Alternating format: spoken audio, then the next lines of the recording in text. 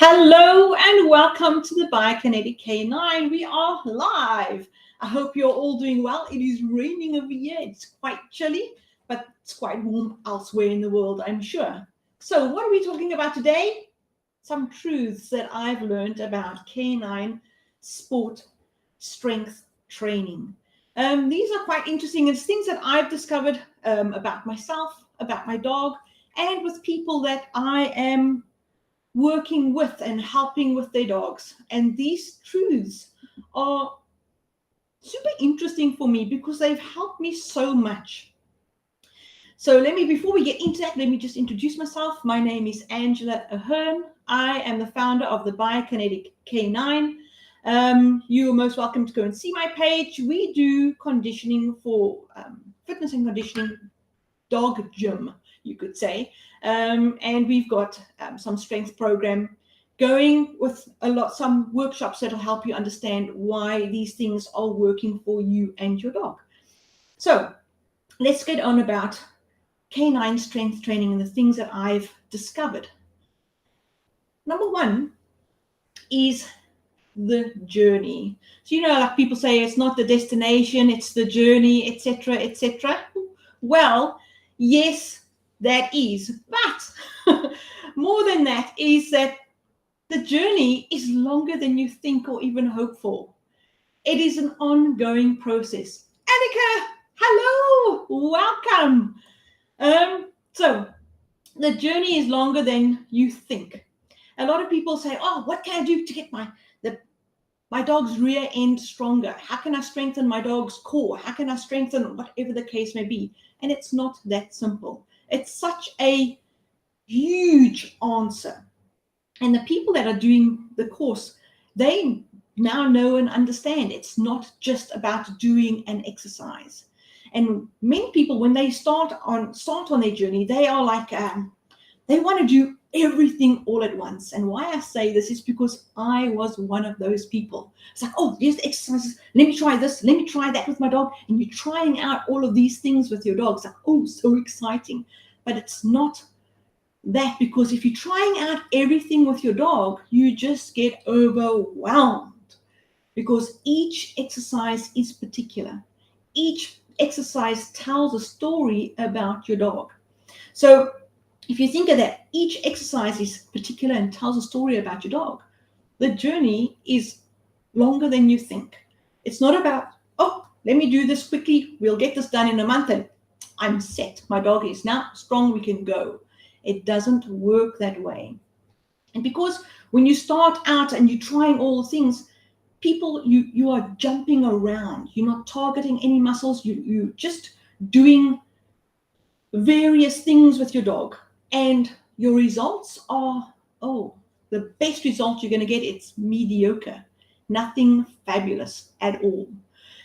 So when you are starting and you see and you work through various exercises, that journey, it's almost for the life of your dog.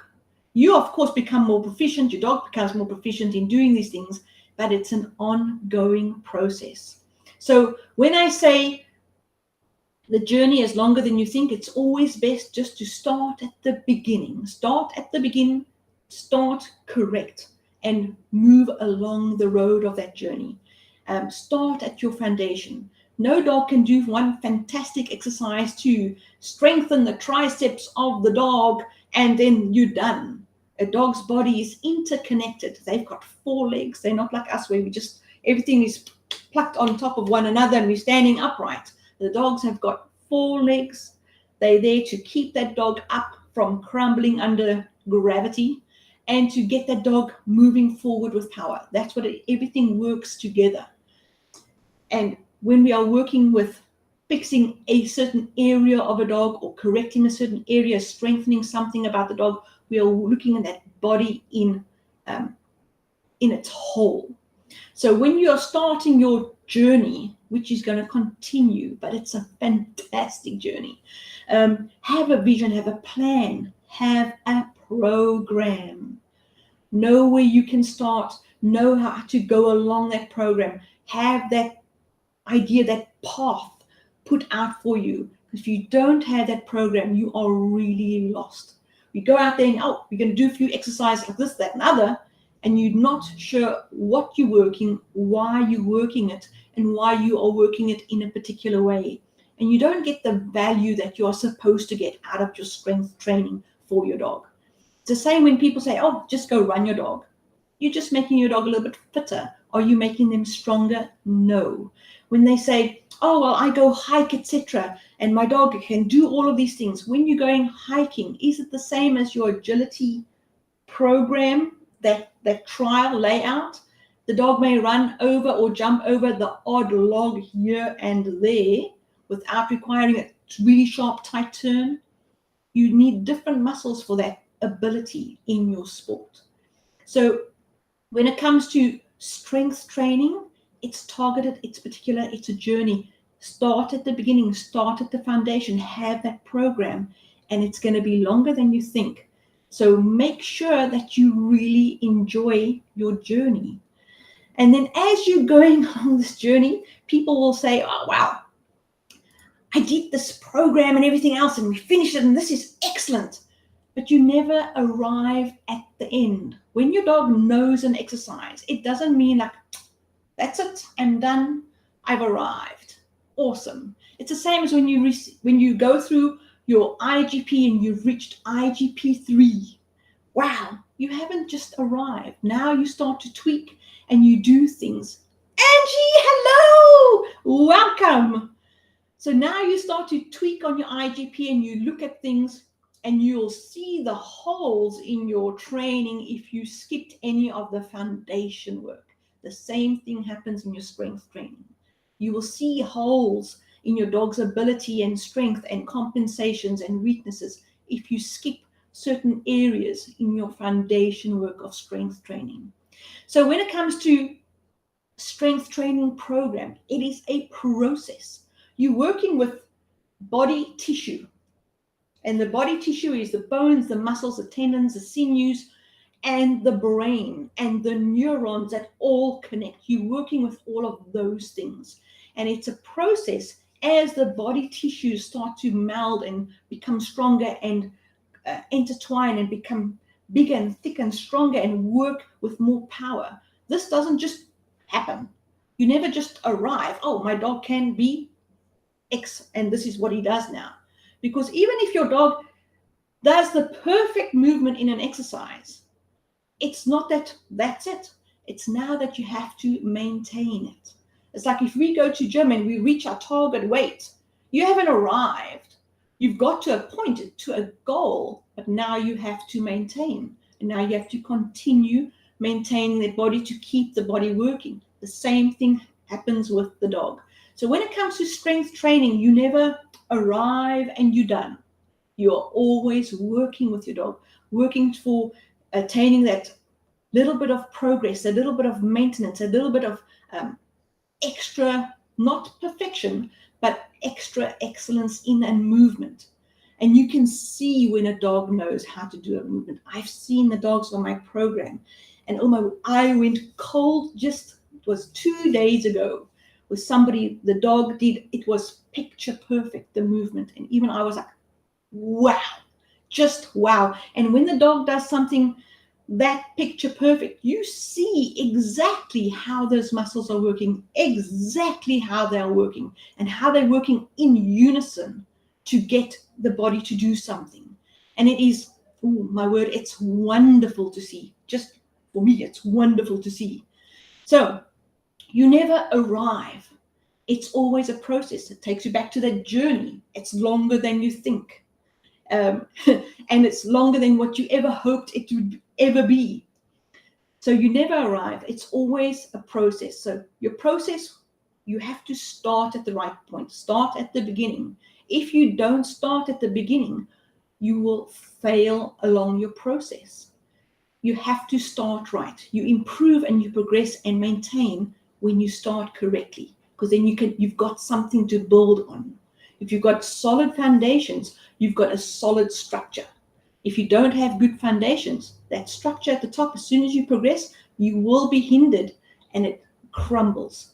So you never arrive, but even if you start with the very best foundation, your progression becomes amazing and you want to continue. So that journey is for the duration lifespan of your dog. It is awesome to see. I've seen dogs, how they have transformed. Some of these handlers, they are doing fantastic things with their dogs. Angie, you are one of them. You are one of them. When I saw the video of your Ziva and even Bocelli, how you've managed to get that focus and the movements of them, it's like goosebumps for me. Goosebumps. I love it. Of course, strength training has caused me to actually see my dog. My dog is now so much more than my dog that I do sports with. I do IGP with my dog. Oh yes, it's like a big badge. You know, IGP dogs are automatically, they have to be powerful to do this sport, you know. It's almost like this bit of a brag thing. I do IGP. But I see that my dog is much more than IGP now. He's much more than the power that IGP demands of him. He can do more. I see now how my dog moves. I can see when he compensates. I can see when he's cheating an exercise in the movement. And I can see where there are weaknesses in his body. But you know what? I have this automatic early warning system now in my dog because of the exercises that I do with him. So when I'm doing the exercises, I can see, oh, we still need to work here. Oh, look at this. Oh, look how nicely this is coming along. Everything is working together. So I've got this early warning system, which gives me almost like a superpower for my dog. So I know exactly if something is happening, I can see it. Other people won't see it. It's happened before where a vet can't even pick up an injury because these dogs, these power sport dogs, they hide pain and they hide it so well, even from veterinarians. But I can see things in my dog which other people won't see. And that gives me that different eye outlook, what I can see, that critical eye. It's an early warning system for me. So when I go into train with my dog, I've got a lot more confidence because I can pick things up a little bit easier. But also, I know more, and because I know more about my dog, I can tackle these things a lot better and a lot more effectively. Riani, you are here. You saying yes, definitely. Seeing your dog being clever and cheating. Exactly. When they're doing an exercise and they're just like, oh, look at me, I can do the exercise. And they are cheating.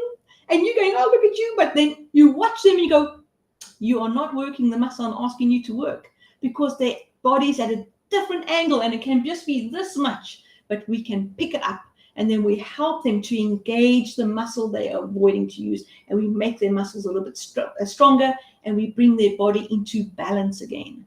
This is awesome. And when their body's in balance and their muscles are in balance, man, then you see things happen. Because I can see the gains and the beauty of the movement now. When the dogs are moving, they're moving with power and control. It's no use having a really fast dog and the only way it can stop is by crashing into a wall. No, you want to have a really fast dog that can control his body. You want to have power under control. And for having power with control, huge control requires big strength. So you can see the gains. I see my dog differently now. And I have a lot more admiration of what my dog is going through, how he's working through whatever issues he has to work through, whether it be in sport or in the fitness, overcoming any weak areas, rehab, all of these things. And you have more admiration for your dog. So I see my dog a lot differently than what I used to before. And then also, my sport is so much easier. If I do my strength training, my sport is so much easier. Because now I can work on the power that needs to be there. But with that power, you need strength. And with that strength, you need focus. So a lot of, especially people that are working in sports and they need high drive in their dogs, they get really scared when we say, No, you need like medium to low drive when you're doing sports, fitness training or gym training, strength training. You don't want this high powered, fast movements and power movements in strength training. You don't do it in human beings. When human beings go to the gym and they do weight training, you don't want them running to the next station, and going as fast as they can. No, you want concentrated movements so that you can target the muscles. The exact same thing happens with the dog. But when people say, oh, my dog's got too much drive, I can't control this drive, that's part of your training. You learn to control the drive so that you can control the movement. And by controlling the drive, increases the focus of the dog. So your dog's focus is more intense on you, and we can then extend that focus. It's brain work. Not only are we working on the body, we're working on the mental ability of the dog, the muscular neuron connection in the brain. Everything is happening. It's so much more that the dog is getting than a strong muscle. You're getting a whole package. And if I take that whole package and I put it onto my sports field and I go sports training, wow, my dog's body can just do things so easily. I don't have to correct. If he needs to find a particular place, he knows where his feet are and he can get his body there. For him, it's not like, oh, is it like this? Is this okay? Oh, must I do it like this? No, he can just get his body there.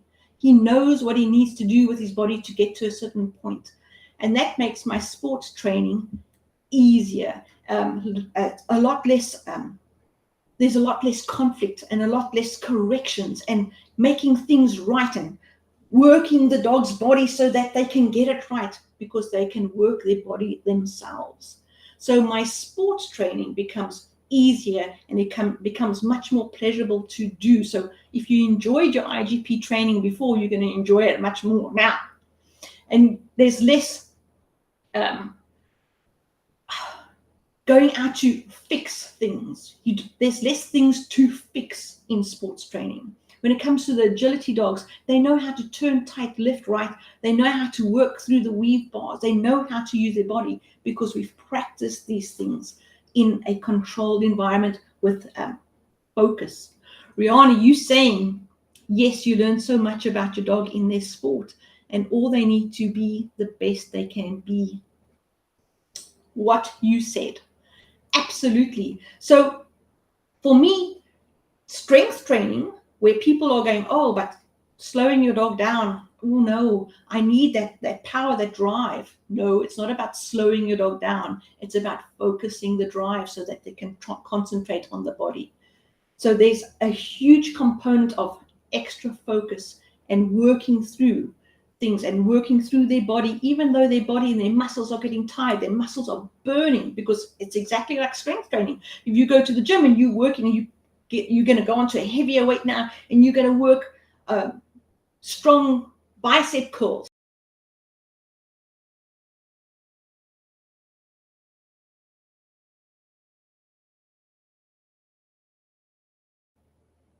Effect afterwards, but during that time you push through, and that's what we're teaching our dogs. They are pushing through. They're doing so well.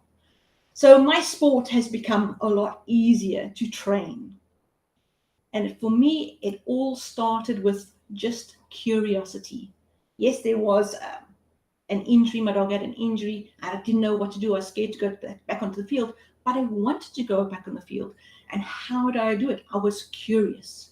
So for many people, many people start a program, but very few people push through to the finish. It starts with curiosity. So how do we maintain that curiosity? How do we keep you going? How do we keep you motivated to carry on with strength training with your dog? For me, I love watching those motivational videos where other people are training the dog in IGP and you think, oh, let me just go and train my dog now quickly, because it's so inspiring. It's exactly the same with strength training.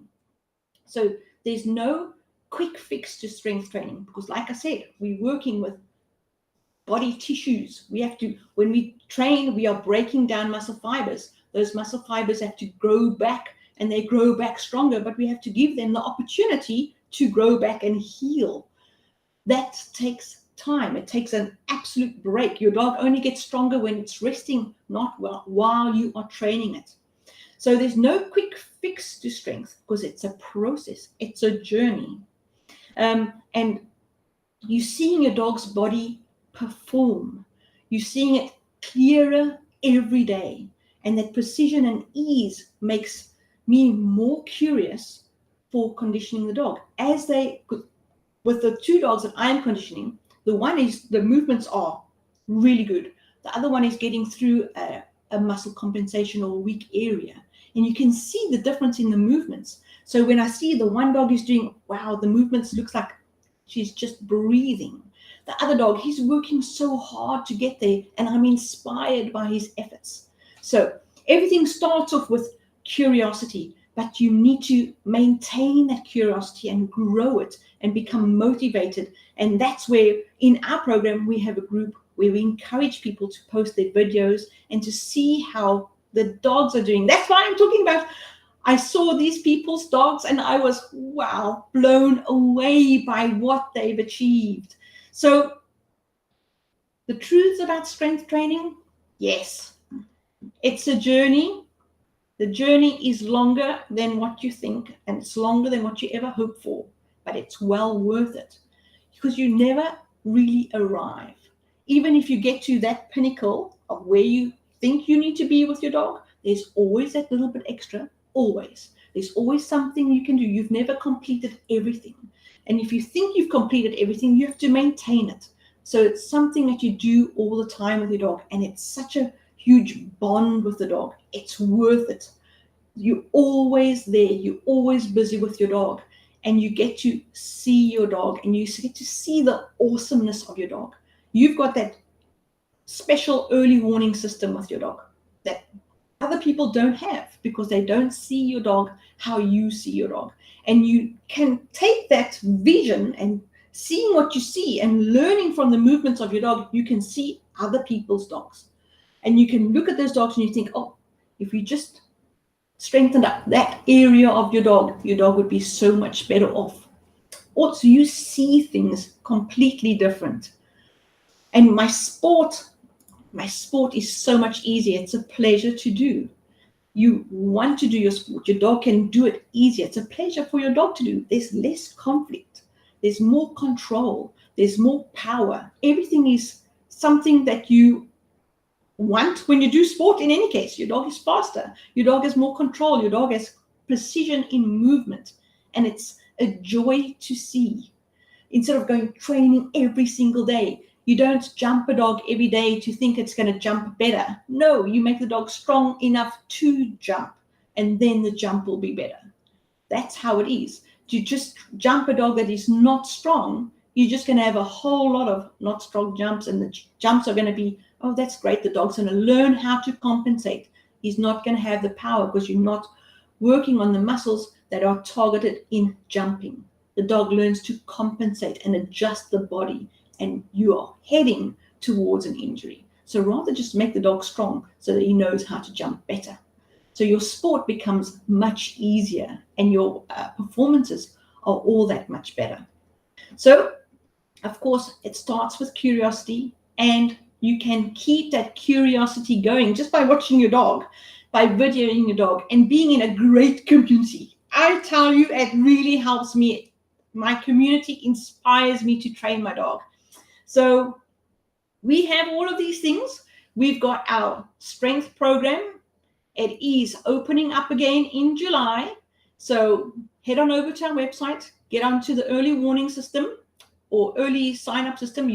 Anybody on that early sign-up gets a early bird discount. So if you are wanting to learn more about strength training, learn about how it works with your sport, regardless of what sport you're doing, and you want to learn how to take your dog to this next level and get all of these benefits just from training and doing gym exercises with your dog, then pop around to us at the Biokinetic Canine, look at our strength program, click on the link, read up about it. If you're curious enough about it, sign up for the early messaging so that you can get an early start to the program, or send me an email. My email is fit@thebiokinetick9.com, and I'm happy to help you and discuss anything that you may be concerned about.